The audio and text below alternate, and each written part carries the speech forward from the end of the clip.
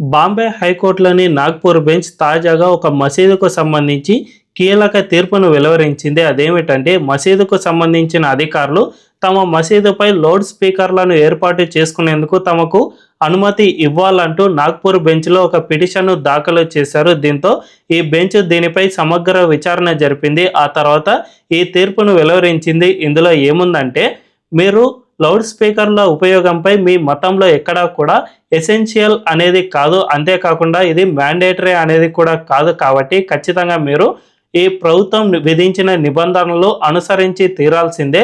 మీరు ఎక్కడా కూడా ప్రభుత్వ నిబంధనలు అనుసరించకపోతే ఖచ్చితంగా మీపై చర్యలు ఉంటాయి. అంతేకాకుండా మీ ప్రాంతంలో ప్రభుత్వ నిబంధనలు అనుసరించి ఎక్కడా కూడా లౌడ్ స్పీకర్లను ఏర్పాటు చేయకూడదు అనే నిబంధన ఉంది. కాబట్టి మీరు ఖచ్చితంగా దాన్ని ఫాలో కావాల్సిందే.